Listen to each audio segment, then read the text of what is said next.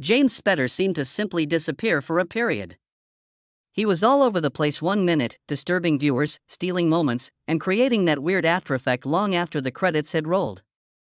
The phone then abruptly stopped ringing. No grand farewell, no spectacular return. And now that there are no upcoming projects in sight, the same question reappears. James Spader left Hollywood for what reason? And why did he never appear to care that much about returning? The gloom was formed by childhood. The events of James Spader's early years took place directly on the classroom boundary.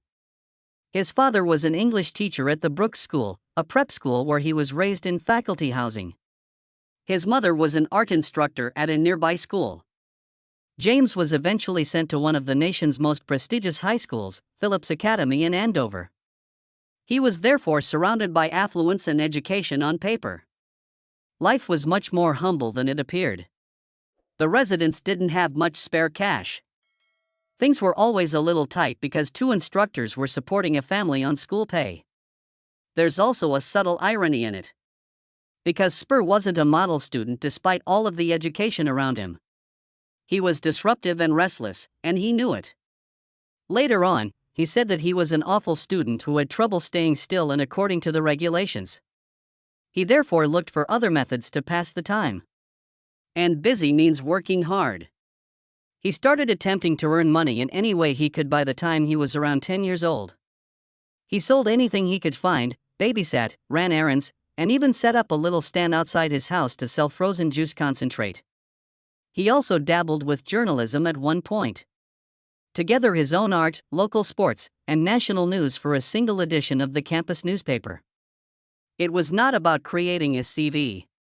It was about curiosity, survival, and the innate desire to create, sell, or transform into something. His parents remained incredibly supportive during all of this.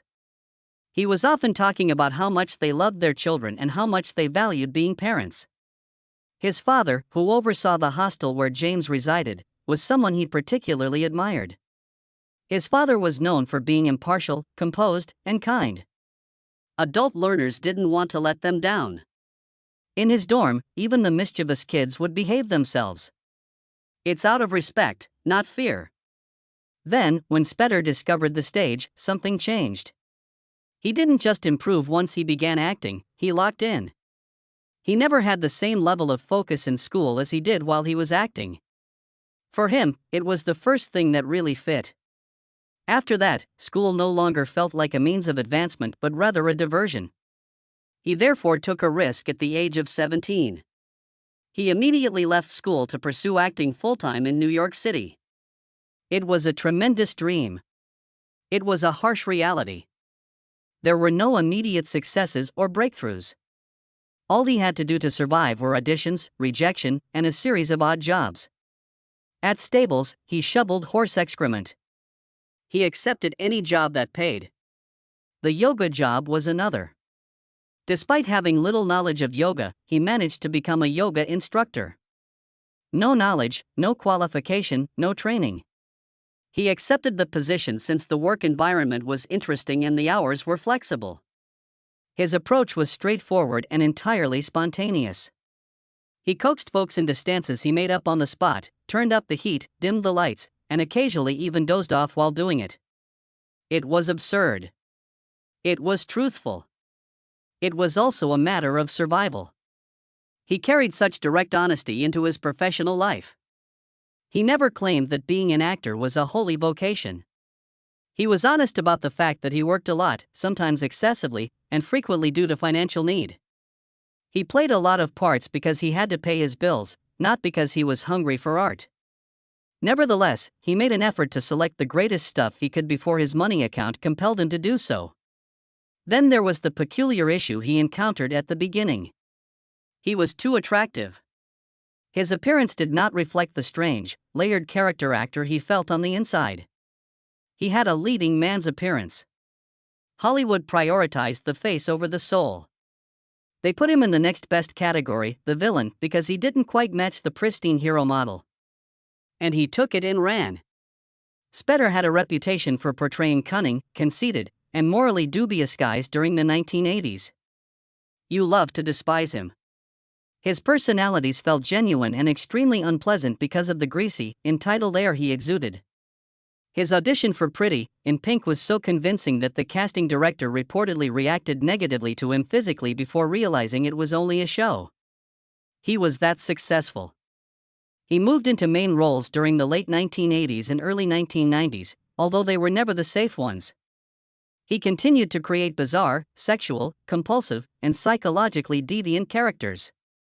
Stories involving intimacy, control, desire, and the awkward spaces between people were his favorite. That wasn't a coincidence. Spur attributed a lot of that to his childhood.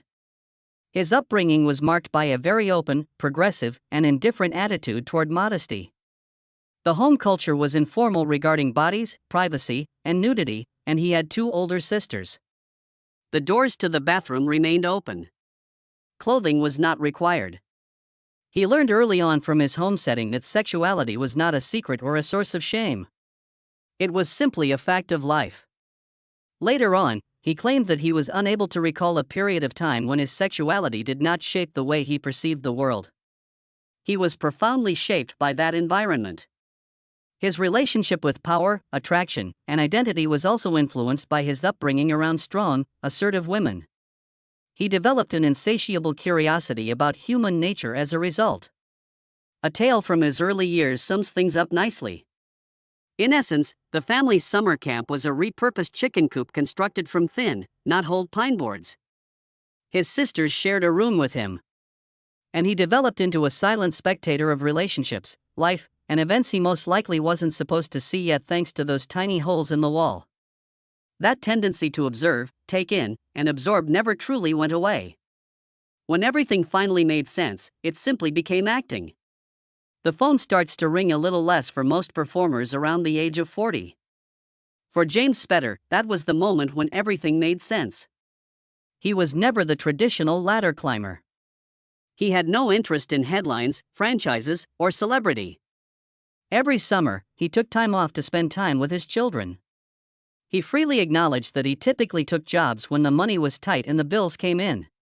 Despite this, the work continued to improve rather than stagnate.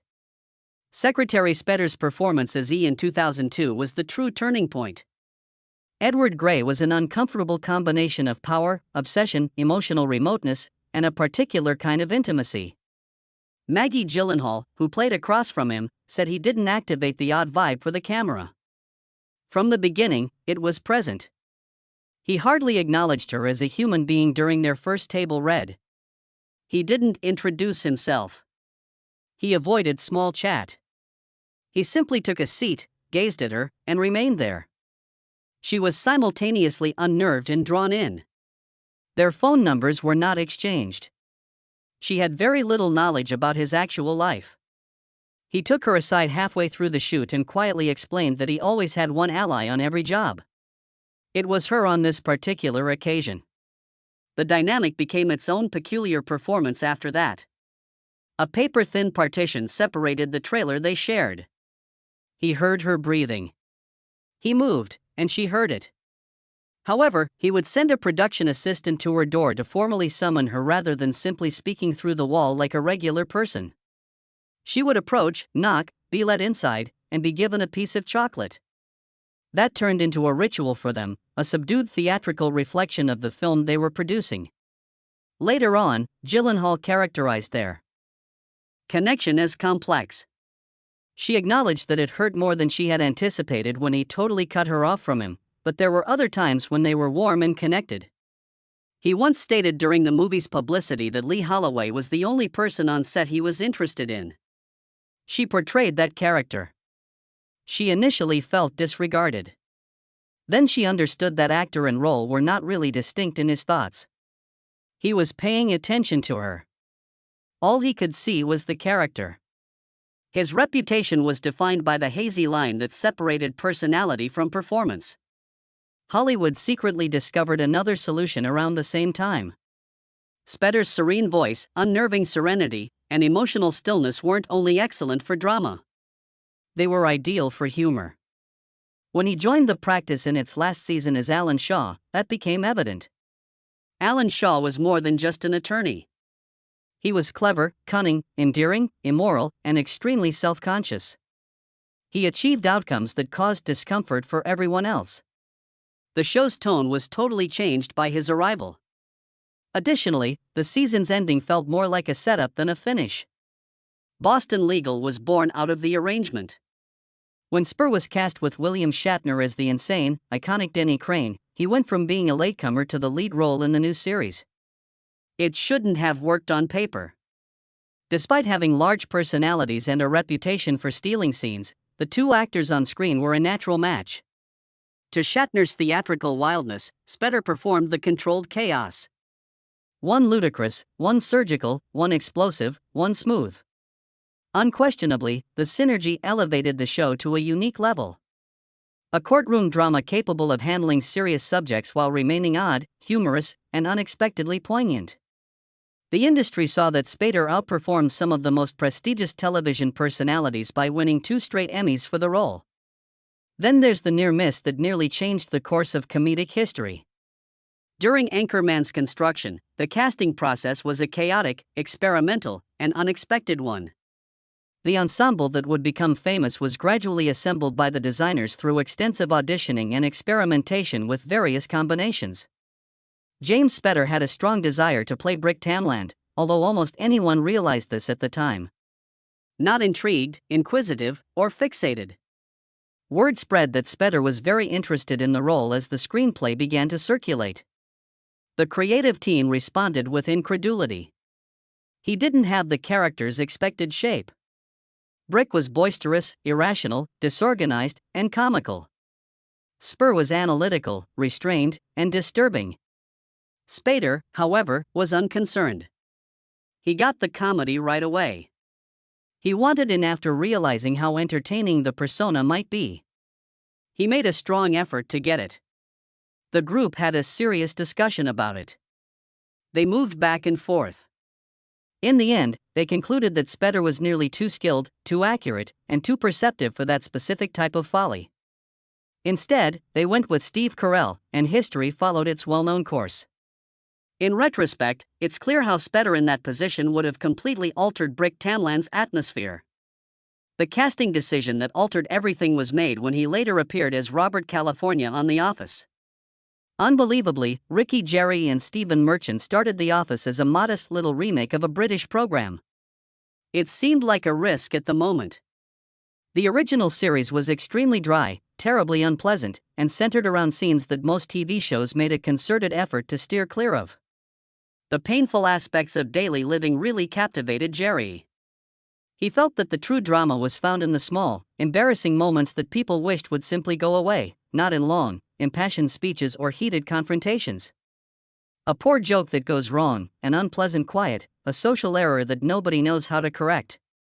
The performance revolved around that peculiar focus. That sensibility crossed the Atlantic in defiance of expectations. While in the UK, a talent agent named Ben Silverman saw the British version and saw right away what made it unique. After he sold the idea to NBC in 2005, the American version was formally underway. A talented writing staff led by Mindy Kaling and BJ Novak, as well as a cast that felt well-balanced, helped the program find its flow. While Jenna Fisher and John Krasinski grounded everything with a more relatable everyday spirit, Steve Carell and Renee Wilson offered big, bold comedy. The Office became a cultural powerhouse thanks to this combination. However, no run is permanent. Steve Carell's decision to quit the show after season 7 was a turning point in its golden age. He believed that Michael Scott's tale had come to a logical conclusion. And the series had a big dilemma after he left. How can a character like that be replaced? The creators took a different approach rather than attempting to emulate Michael Scott. They brought in a whole different person. James Spader was able to help with that.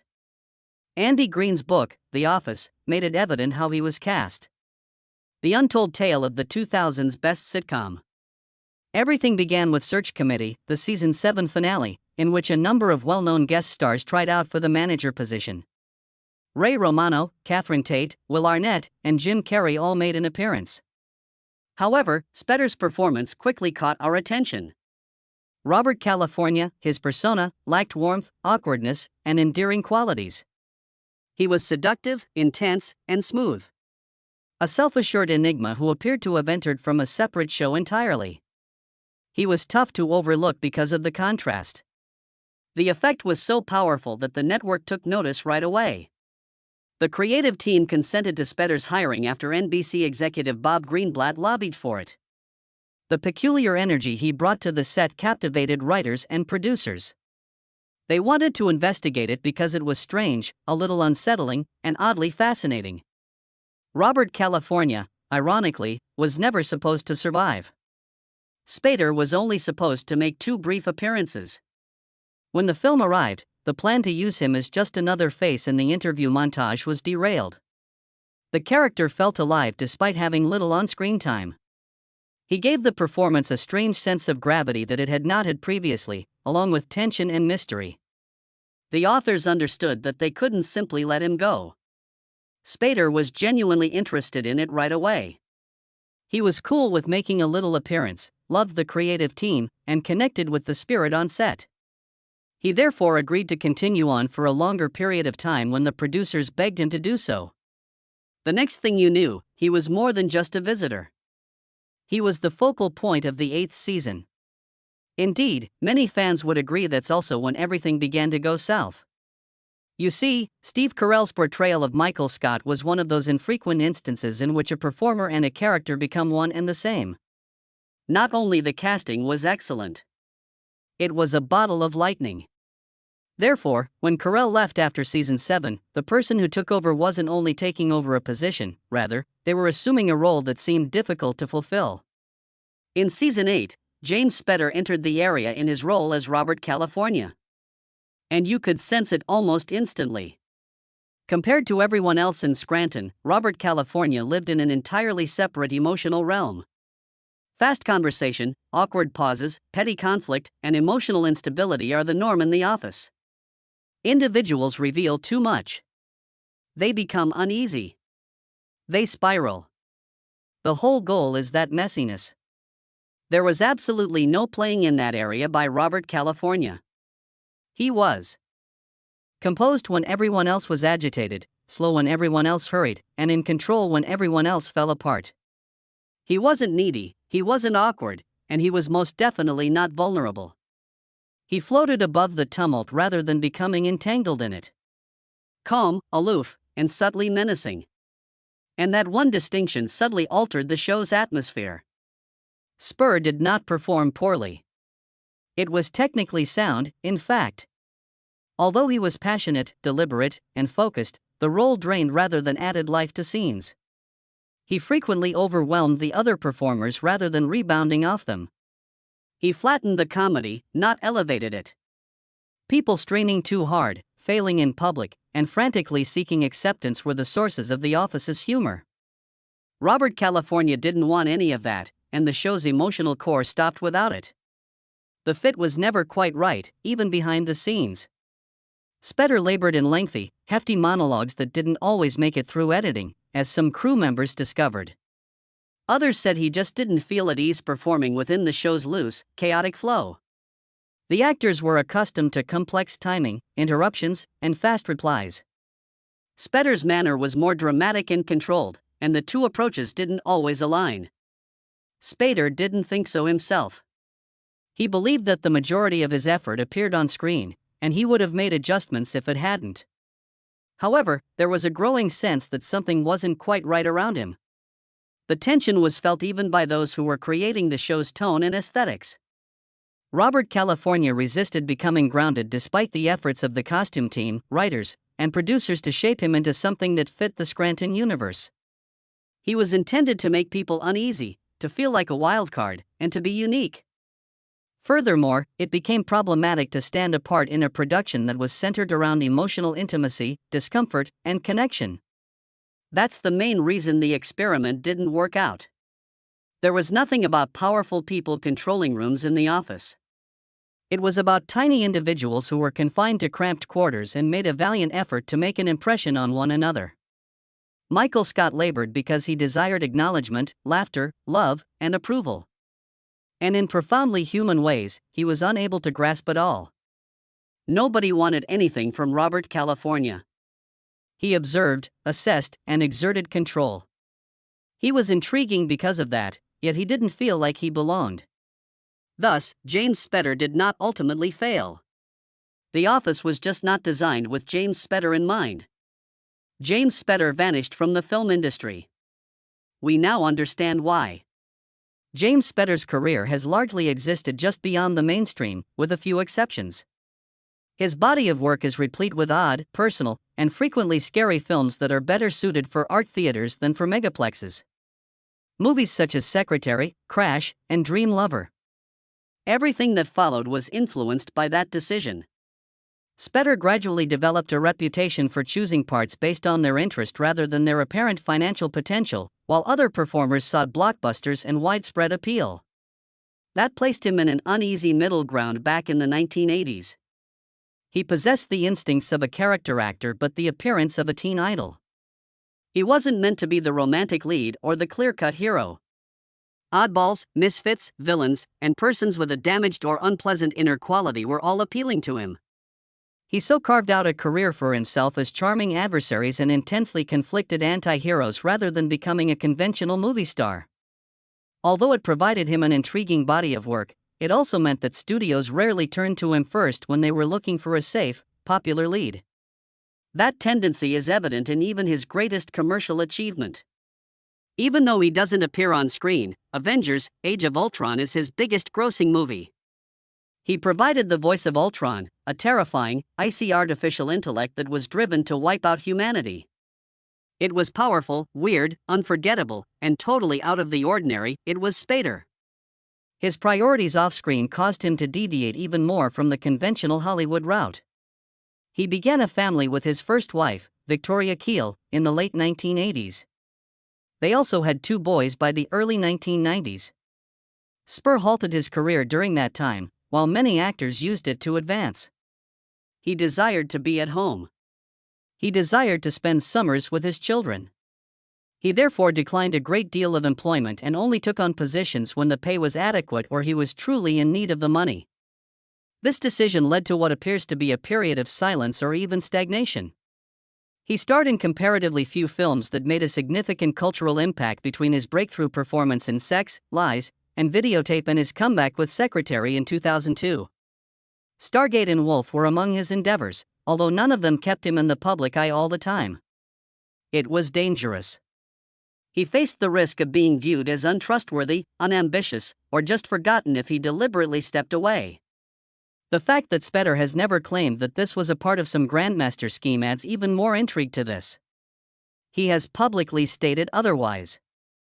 He has said that he is poor at planning, terrible at managing a career, and totally uninterested in the business side of Hollywood, including project development, networking, and pipeline maintenance. He despises it all. He would prefer not to interact with the industry at all if he isn't physically performing on set. His financial situation reflects the same carefree attitude. He acknowledged that he doesn't handle money very responsibly. He worked for years, made money, spent it, and by the time he found a new career, he was back to almost nothing. One of the primary reasons he accepted new positions was because of the financial strain.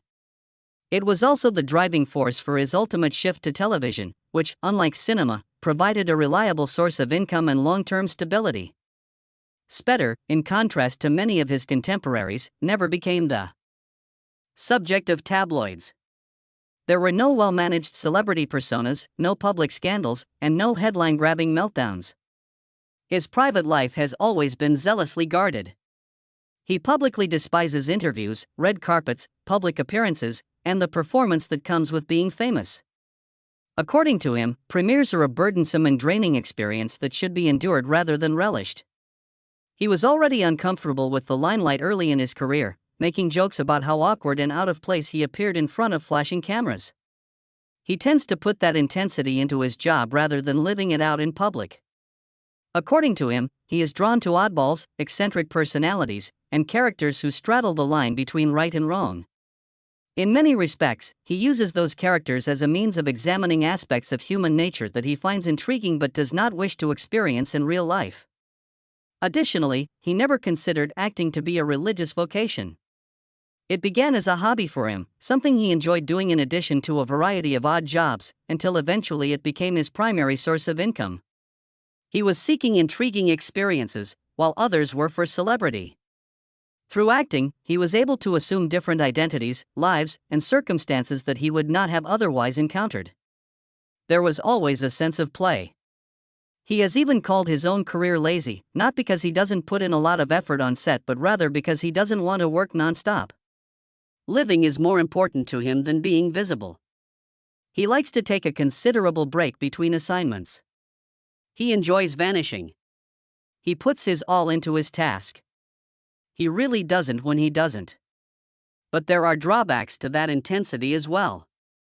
Spur is known to be demanding, challenging, and very particular. He has a reputation for being perceptive to minute things that others would overlook. His compulsive tendencies and how they impact his conduct on set have been discussed candidly. His intense concentration is part of what makes him so captivating on TV, but it can also make teamwork difficult.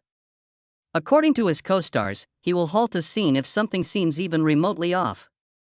A moment that doesn't feel emotionally honest, a gesture that feels fake, or an entrance that doesn't feel genuine. He'll stop it all till it's rectified. Although his perfectionism can be annoying, it also contributes to the accuracy and vitality of his performances. His appearance and demeanor influenced the types of parts he was offered early in his career. He always gave off the impression of being older than he actually was, more certain, calmer, and less vulnerable. Because of this, he was ideal for characters who were in charge, cunning, or ethically dubious. That eventually became his brand. The arrogant, wealthy child, the alluring villain, the endearing sociopath, the sharp, perilous mind. That picture stayed with me. People noticed something unnerving behind his attempts to portray softer or more innocent personas. He has discussed how he was told he scared them when he went to auditions for soft roles. He has had that discrepancy throughout his career between who he is and what other people believe him to be. He then leaned into it. He accepted the role of the man who viewers both adore and despise. From Pretty in Pink to Boston Legal to The Blacklist to Secretary to Ultron, he came to represent brilliance, peril, and moral depth. It's a peculiar form of celebrity. Though not everywhere, he is well known. Praised but not always apparent.